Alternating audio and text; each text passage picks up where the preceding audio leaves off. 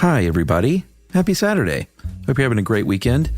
If you want to learn something about circus families, you're in the right place, because this is a throwback select episode to July 2nd, 2015, circus families. Believe it or not, it's a thing. Great, great, rich traditions all over the world with circus families.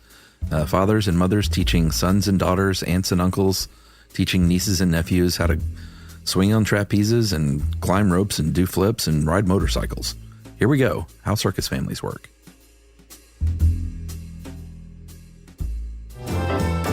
Welcome to Stuff You Should Know, a production of iHeartRadio.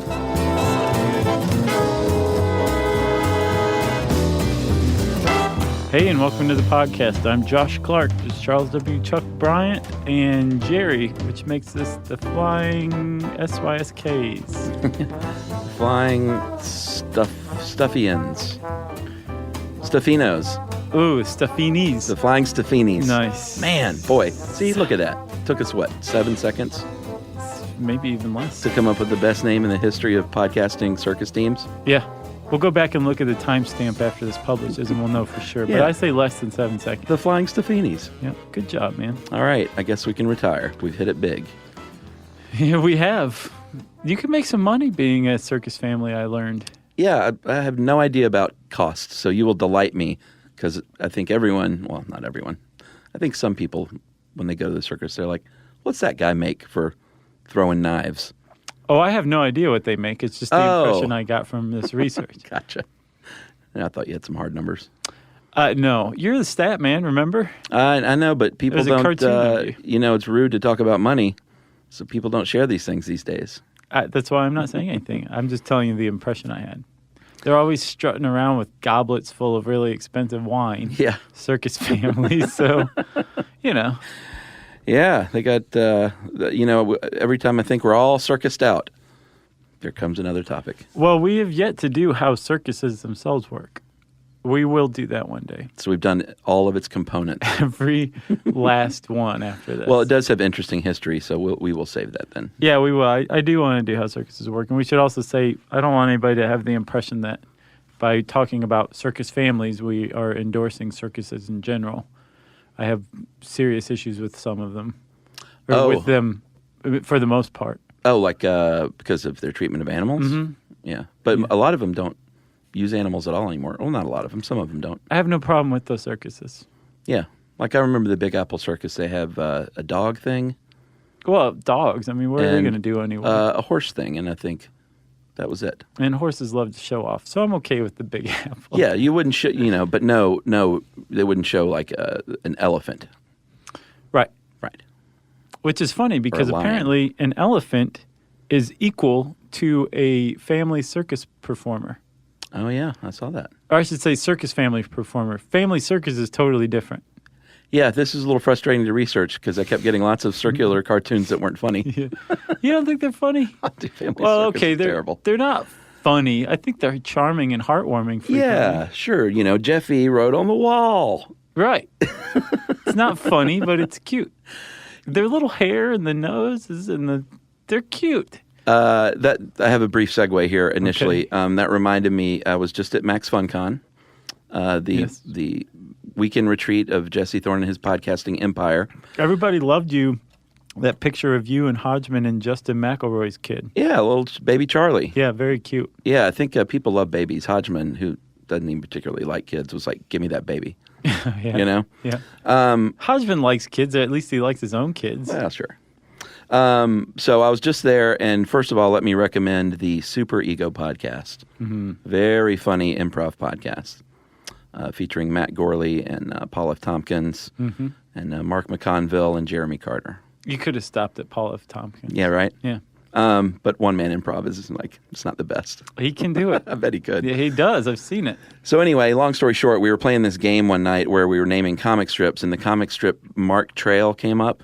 Oh, man. Do you remember that? Well, it wasn't even trying to be funny. Well, no, it wasn't funny at all, but it wasn't even interesting. It was literally what a beautiful sunset today. Right. That was it. Or tracing the trail of a hawk in the sky, through 8 panels. Yeah. I thought it was refreshing in a little ways. Like you just make it all through a hilarious spasm of laughter after like Funky Winkerbean or Hagar the Horrible, and you needed to like chill out. I couldn't remember that one. So you'd like read the Mark Trail. Yeah. And then like you'd go at it again and just laugh and laugh. Some Beetle Bailey would just put you in stitches. And then maybe you'd come down a little on Mary Worth or apartment, 3G? Oh, back up on Wizard of Id, back down with Brenda Starr. Right. Yeah. That's the way you do it. But Mark Trail, I don't want to knock it too much because I believe it like taught kids about nature and conservancy and stuff like that. But how to follow a hawk's trail in the sky. It didn't belong in the comic section. But I don't know. Despite the fact that it was a comic strip. Yeah, a lot of those comics were like, they started out, or a lot of things started out as comics, like Lone Ranger comic. Oh, really? Sure. The comic strip or comic book? Because some have been both, you know. Well, to bolster my point, let's say comic strip. Okay. Okay? Great. And it might have actually started out as a radio show now that I think about it. Hey, that worked out well. I was thinking, how can we kill some time here before we do circuses? That's how. Family circus tangent. So, family circuses. When I first started, families. Yeah, circus families.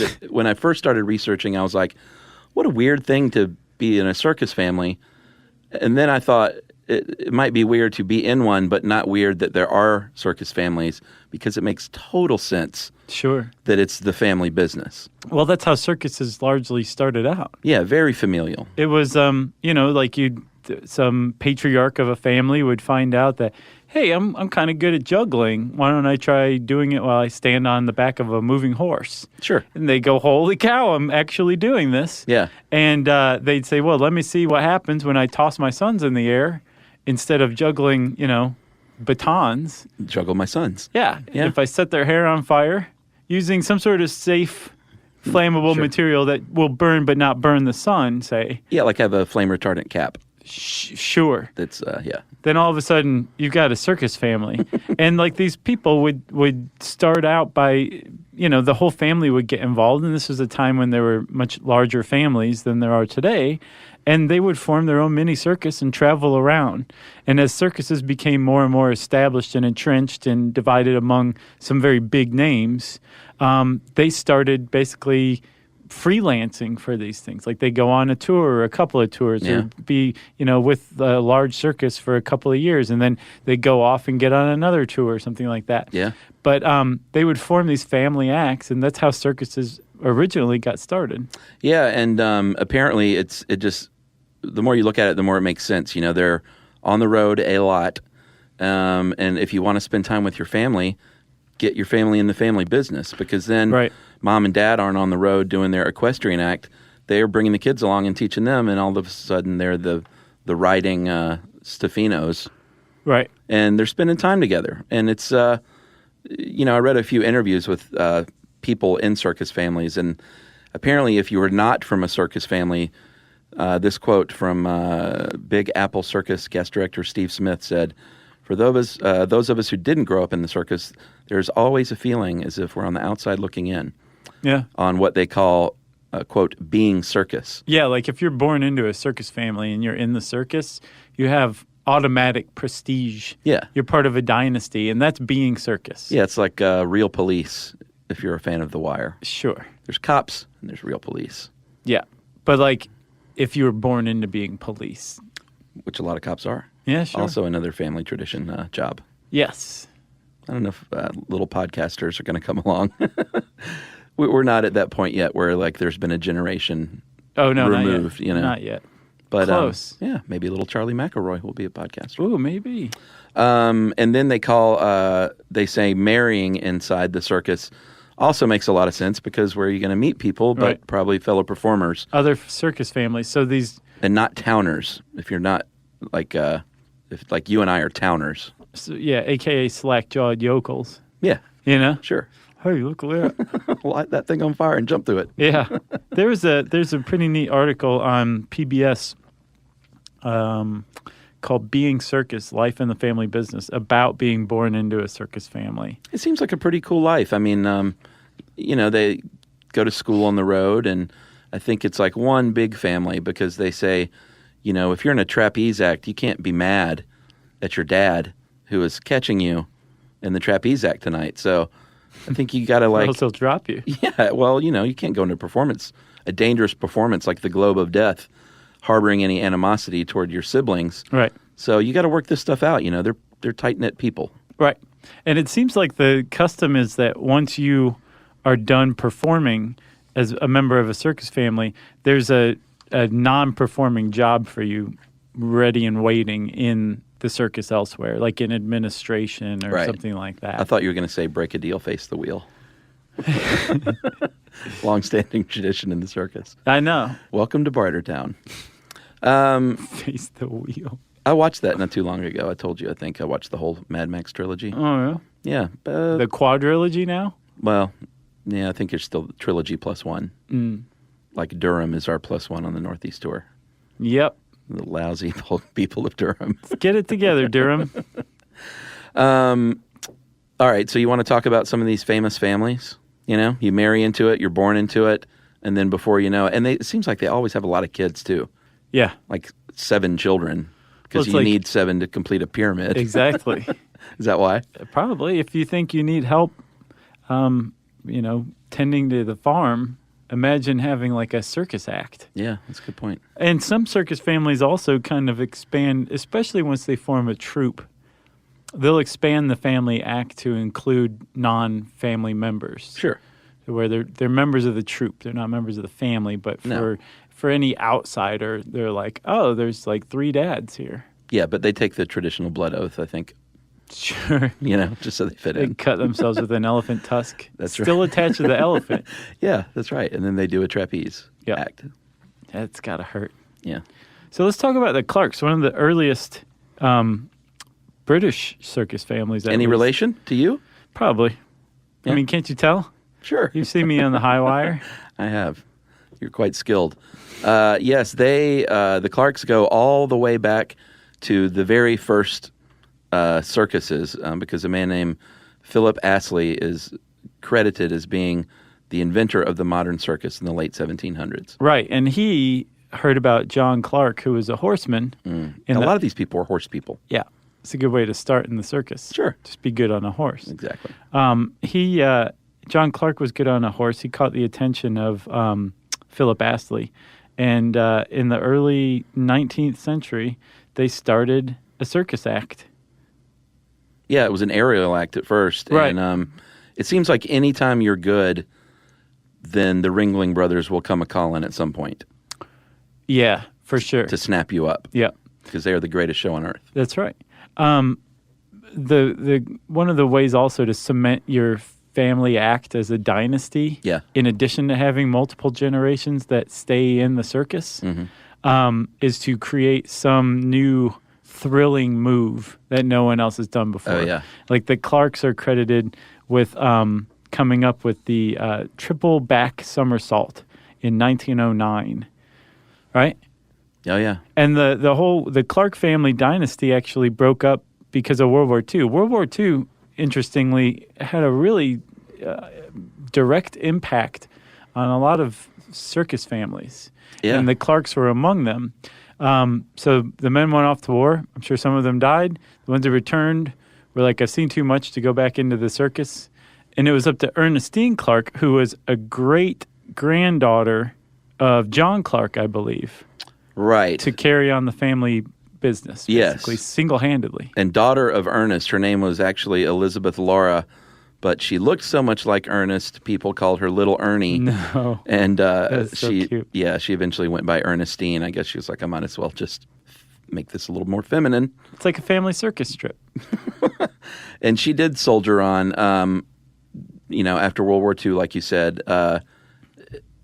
It's so crazy to think about these famous people going and joining the army. Well, Elvis did. Yeah, Elvis was in the army. I know, he was also probably like more protected than Prince Harry is. Sure, but he was still in the army. Sure. And famous athletes, like, can you imagine, like, Justin Bieber is in the army to fight in the Middle East? No, I really, really can't. Just doing his duty. I cannot. That's an American. It's just a different time. It's just mind-boggling to think about the mindset back then, Do you know I got my hair cut recently by the guy who created the Bieber haircut? Back in the day? I swear. Is that why you went to him? No. I didn't find out until partway through, and I was like, please don't give me a Bieber. Please don't give me a Bieber. Which was the sweepy in your face thing? Yes. Yep. Wow. Yeah. So he was Bieber's stylist. Yes. Early on. Interesting. And gave him that haircut. Isn't that cool? I guess. Man, I was like 1 degree from Justin Bieber. Oh, I think we all are. He knows everybody. I don't know if you found this. I thought this is pretty amazing. The Clarks performance group early on were called the Clarkonians. I thought that was pretty good. It's weird. Yeah. It's so funny. Like, for some reason, if you're a circus promoter, you're like, that name's not nearly Italian enough. Add an Eni or an Oni or something on the end of it. Even if it doesn't work, like Clarkonian. Yeah. Or as we'll hear about later, the Haginis. Yeah. That's senseless. It is pretty senseless. But you can thank circus promoters for coming up with those horrible hybrids of names. Yeah. I think there's a rich tradition in Italy, so it sounded, fanciful. Yeah. So Ernestine carried the torch. She finally left the circus in the 1950s and had a husband that was a part-time circus performer, part-time actor. And her little girls became... Parley?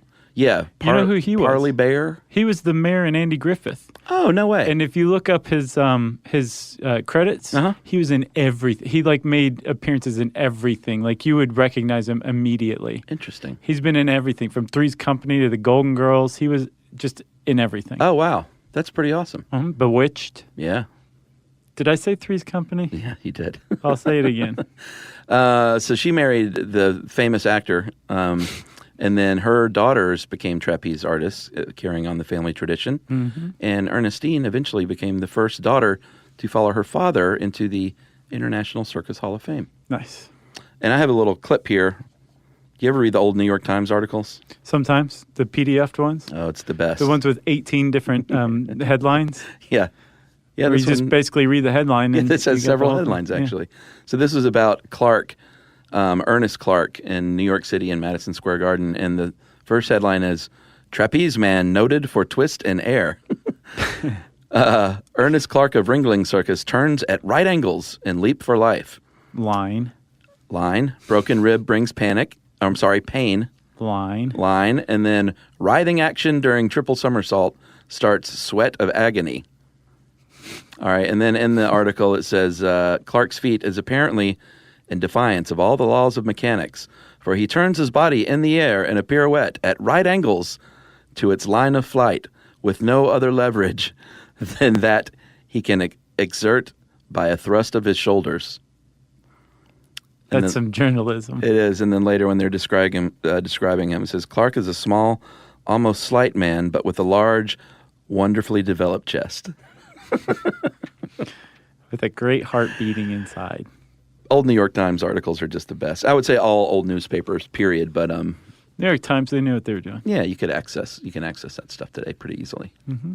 Pretty neat. I looked up what that line in Staying Alive means about the New York Times don't make a man. Is that in the song Staying Alive? The New York Times don't make a man. Oh, I never knew that's what they were saying. Yeah. So what does that mean? It means basically at the time that if it wasn't in the New York Times, it doesn't matter. Huh. And this is about a man whose life still does matter, even though it's not worthy of being reported on in the New York Times. Who, John Travolta? Or the character? Yeah, I can't remember his name. Tony Manera, right? I think that's Scarface. Tony Marinara? Was it Tony? It's probably Tony. I think it was Tony. So that movie was based on an article in New York Magazine. Yeah. And it turned out that the guy who wrote it made the whole thing up. From beginning to end. I think I heard that. Made it up. Crazy. Yeah.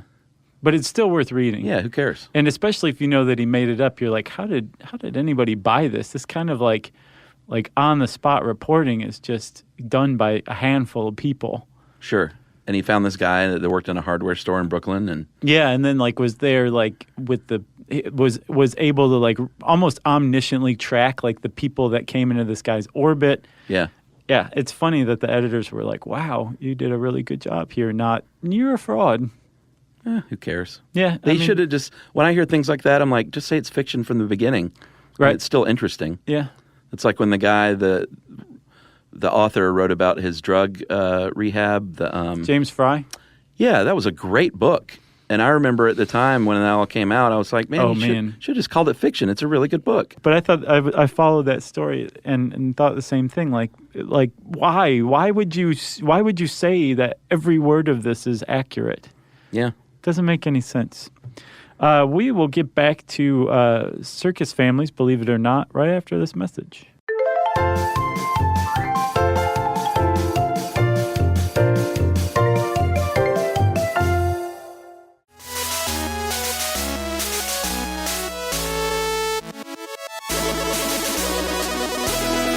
So, Chuck, sometimes if the family circus, the circus family, can get in front of a show promoter, yeah, they can have some sort of control over their own name. Sure. The change that comes to it.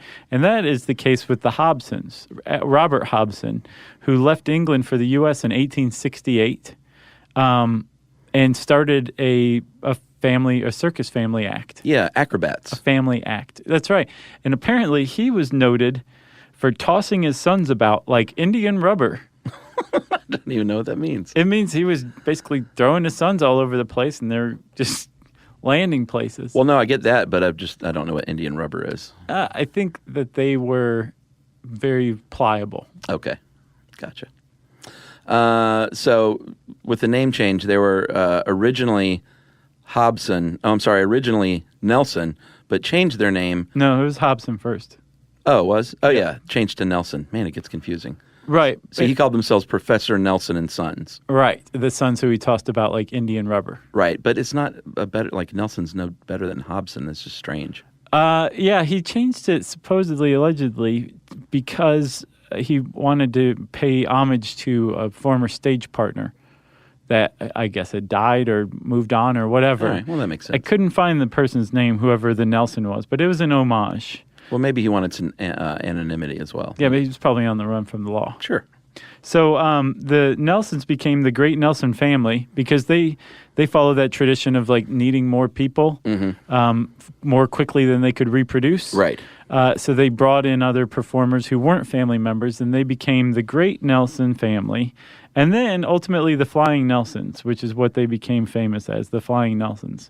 Yeah, and here's, I thought, the cool little factoid about them. In the late 1920s, granddaughter Hilda was hired to teach Lon Chaney, the actor, how to walk the high wire in a movie called Laugh, Clown, Laugh.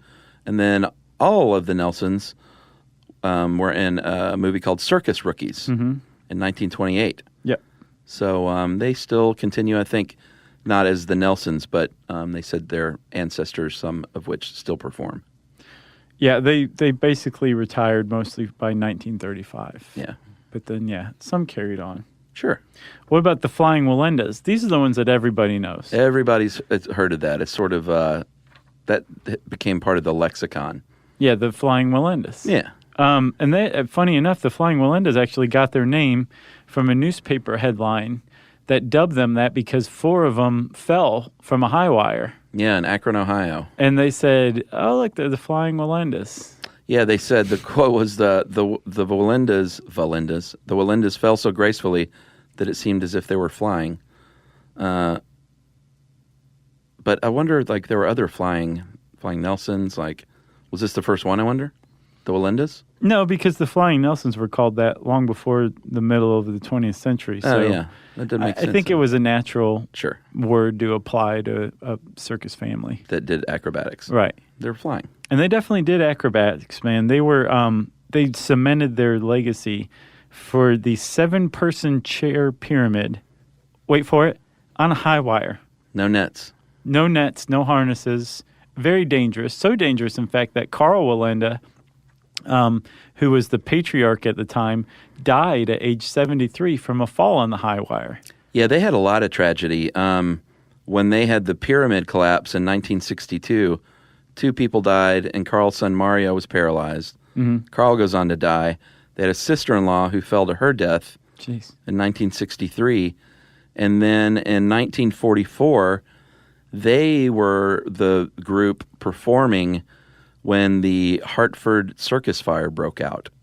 Oh, really? So their act was going on. These tents were they were coated in paraffin wax at the time. And probably kerosene. To keep it from to keep it waterproof. Right. Paraffin wax is highly flammable. So is kerosene. And a little tent sidewall started, and during their performance, a band leader spotted it, and apparently, and they should tell everyone this, the song Stars and Stripes Forever is a warning signal to the circus performers. Oh, really? He said, start playing that, and that signaled like big trouble is ahead, and 166 to 69 people died. Yeah, didn't it only have one point of entrance or exit, I think? I don't know. I know that some of the exits were blocked because they had like the ramp set up for the lions and stuff to come through, like portals. Yeah. And so they couldn't get out that way, so you might be right. But yeah, that was one of the deadliest fires in U.S. history. No, that's a bad fire. Yeah, and there were a bunch of circus fires. I read about 2 or 3. I would guess if you have huge canvas tents. A lot of hay on the ground. Yeah, and they're coated in a flammable material. Yeah, and everybody smoked. Sure. Like Big cigars. Yeah, and then they still don't know. There was a guy that claimed responsibility as an arsonist, but they don't think he did it. He was mentally ill, and although he was an arsonist. Just not that time. Just not that time. So the Wallendas have become synonymous with circus tragedy. Yeah, absolutely. Strangely. But they also, it hasn't overshadowed their accomplishments. They're in the Guinness Book of World Records for the world's first and only 10-person pyramid on a tightrope. Crazy. So consider this. Several of their family members died doing this. Mm-hmm. And they went on to not only redo it, but to add 3 more seats. 3 more Wallendas. Yeah. That's crazy. So they set a world record. And then Nick Wallenda, who has been on Discovery Channel before, I believe. He walked over the Grand Canyon. What channel? Discovery Channel. Have you heard of it? Gotcha. They, I think he was the one who walked over the Grand Canyon. He definitely walked over Chicago in between 2 skyscrapers over a 600-foot drop. Yeah, man, that stuff is just nutty. Which is 200 meters. Crazy. Yeah, on a high wire, without a net. No. You could put a net at the bottom. It's not going to do anything. We talked about this a little bit recently with the movie coming out about Man on Wire, the tightrope walker between the Twin Towers. Yeah. How does the wind not just knock them off? Well, that's what that pole's for. Is to extend their point of balance. Center of gravity. Yeah, I mean, I knew it helped them balance, but it just seems like the wind could be so fierce it could, like the wind blows me over just walking down the street. I've seen it. I frequently have to help you up. That's how you found most of your lucky pennies. Yeah, that's a good point. I hoovered them all up. All right, are we on to the Hajinis? Yes, we are. The Hajinis, which it started out as the Hodges. Mm-hmm. Not good enough. No. Let's make it more Italian. And add "ini" to the end of Hodges. Yes, which is what a promoter did to that lovely English surname in the late 19th century. And they have been around for a long time, 350-year ancestry of circus performers. Yeah. It's not bad. It isn't bad. I think that's the oldest in here. The Wallendas went back to the late 18th century, the 1700s. Yeah, I think the Hajinis might be the oldest one in here. This one lady I saw that was interviewed, I can't remember her name. She was a 12th generation on one side and 7th on her father's side. Man, that's serious being circus. Yeah. So with the Hajinis, Chuck, they were really good with the horse. Yep, equestrians. Yep, they had their own, in particular, Harriet, which was one of Albert Hajini's, I guess he wasn't the founder if it went back 350 years, but an early Hajini, early 20th century Hajini or late 19th century. His kid Harriet would somersault and like dance on the back of a moving horse, which is weird because I've seen that before. I've seen like footage from the 40s or 50s, so I wonder if I was seeing her. Because there's probably not that many people walking around on Earth who can do backflips on a horse. That's a good point. But the really notable thing about the Hajinis is what they did in retirement. Yeah, I thought that was pretty cool. Tom and Betty Hajini from Indiana, Peru, Indiana, not to be confused with Peru, the country. Peru. Yeah. They retired in 1956, and a businessman there said, you know what, why don't you come and work with some kids and teach them like your craft. And that began and they were just like, leave us alone. Seriously, retired. Yeah. And that's the welcome mat. No, because we didn't put one out. Get off our property. That began what is now the Peru Amateur Circus, in which kids perform like 10 performances every summer. And it just sounds like a neat little program. Yeah, and it's not that little. Apparently tens of thousands of people show up for it. Yeah, a little, you know. And it's actually going on July 11th to 18th. Oh, nice. Yep, around, I don't know exactly when this one's going to come out, but it will be in time. So if you find yourself around Peru, Indiana, go check out the circus there. July 11th to 18th. Chuck, we got more, don't we, up our sleeves? Yeah, more eenies. And we will talk about them right after this.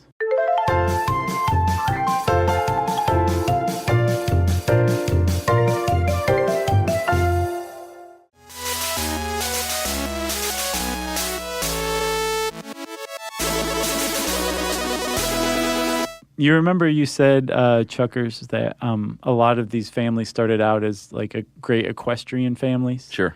The Cognacs are probably the premier equestrian circus family around.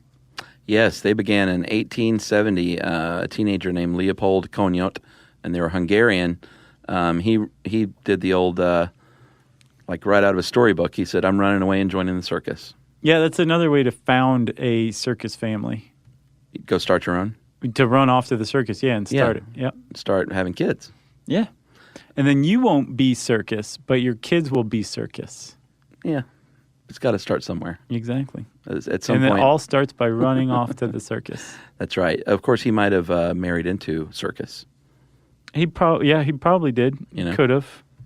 So not only were they equestrians, they and of course when we say equestrian, there it's always bareback riding tricks almost. Yeah, but this article actually features a member of the Cognacs, Tina Cognat, who was competing for the U.S. in the 2012 Olympics. Yeah, sure, she got out of the circus and said, what's something super snobby I can go do? Is that dressage? I don't know. That's not snobby, though. It just, it's actually beautiful and amazing. Yeah. I don't want the equestrians. You don't want them after you. Is that a hornet's nest? Yeah, it's a hornet's nest. They're on horses, for God's sake. You know? They can run faster than you on a horse. So, like most performers, John Ringling of the Barnum and Bailey Circus caught a hold of them in 1907, said, "You're coming to America." Mm-hmm. And they performed there for a little while, but then said, we're going to go back to Europe and we're going to start our own circus. No, not just a circus. An American-style circus. And Wild West show. Yeah. It's good on them, Yeah, I think it's hilarious. So they're like, oh, okay, I get it now. They're going to go crazy for this in Europe. So the equestrian part of the show was really big in Europe. And then, which was the family? The Clarks. Mm-hmm. World War II put a dent in all of Europe. And so they said, well, I guess we got to go back to America now. Yep. And then they kept performing and eventually stopped. At least I guess the family legacy was to create equestrian centers. Yeah. So they weren't circus performers anymore, but it's almost like this equestrian family had a brush with circus notoriety and then... leverage that? Yeah, and then just continued on as an equestrian family, which is pretty neat. You'd probably make more money in equestrian services. I would guess so. And then Arthur Cognat, who's one of the original... one of the sons of the founder, Leopold... he's in the International Circus Hall of Fame. Nice. So there you go. So they're not doing too bad. No. All right, we got a couple of more here. Do you know how to pronounce this one? Tognis? I would say Tonyis. Tonyis, that's what I was going to say. Tony Marinara. Yeah, that's right. They are another Italian family in Circus Dynasty. And the original founder, Aristide Togni, he was a student, and he said, you know what, I'm done with school, and I'm going to go perform in a circus, open my own, have 8 kids, so I can open my own circus. Yeah, I get the impression that he decided he was done with school. Oh, yeah. Yeah. So he ran off to the circus. Did you have the impression whether his wife was Circus family, circus performer? I don't know. Well, she was after they got married. They had kids and set up their own circus. And it was such a success that in 1919, the king of Italy, or the king of that part of Italy, because when was Italy unified together in a single country? Was it under Mussolini? Oh, boy, I don't know. It wasn't that long ago. Yeah.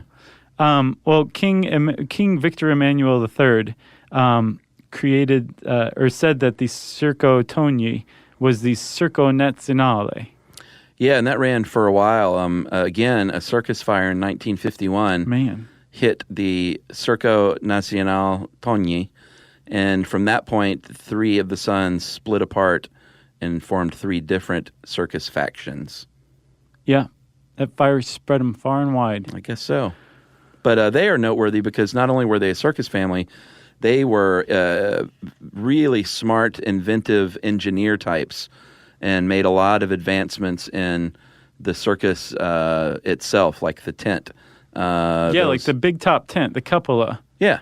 They came up with that. Yeah, they came up with 3 different designs. The round cupola in the 1940s, the oblong in the 70s, and the hugely famous round cupola quarter pole free in the 90s. And one of the other sons, too, invented the collapsible seating wagons and a metallic mesh cage that I don't know if that's the Globe of Death or not.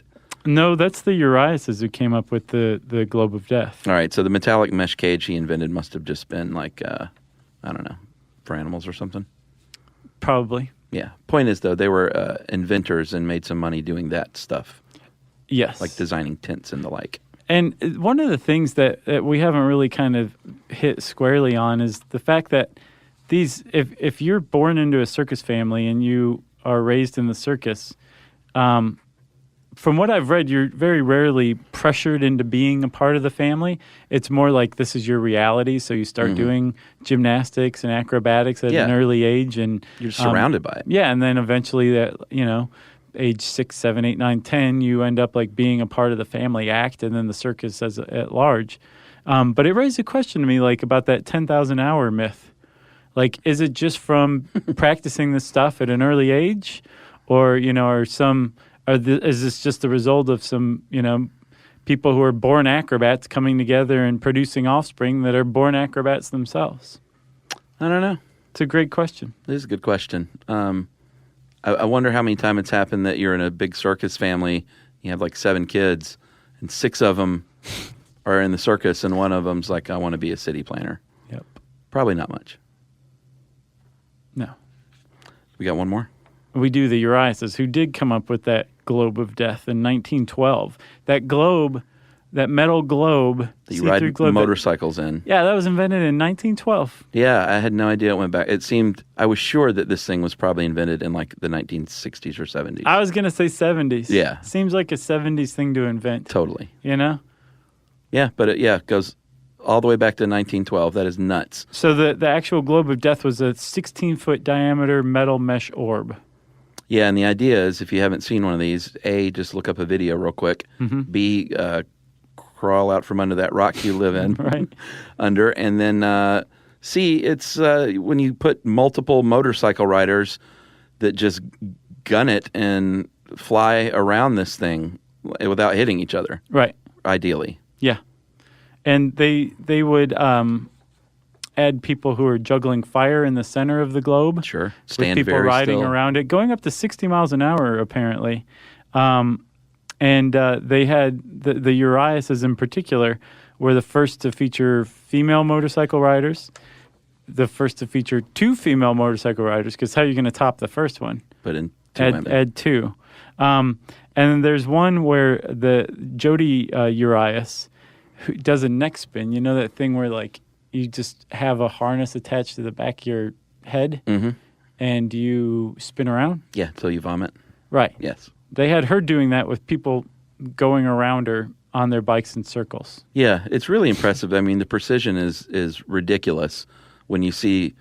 I mean, I've seen. I don't think it's. I mean, they're still doing this act today. I saw another family.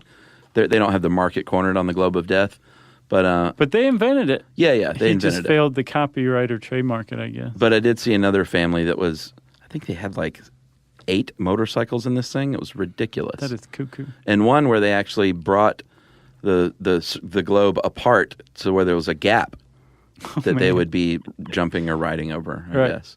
It was suddenly filled with crocodiles. No.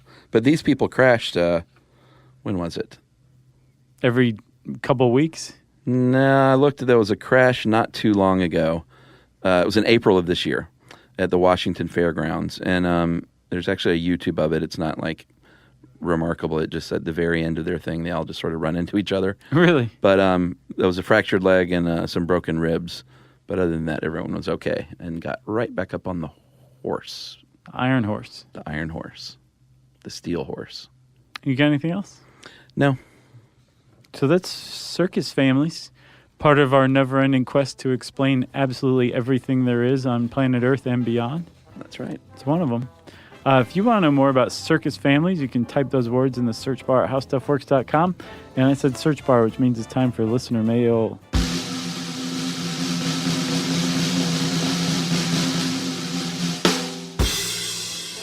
I'm going to call this We Misspoke on Something in the Bridges episode. Oh, I did, Chuck. I take full responsibility. And we like to point these things out. Do you want to set this up?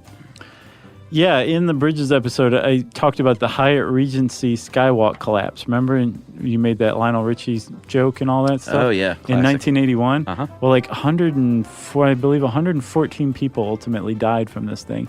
And I said that it was because they were dancing on the Skywalk at the time. Totally not true. There was a tea dance going on in the lobby below, and people were standing on the skywalks looking at it.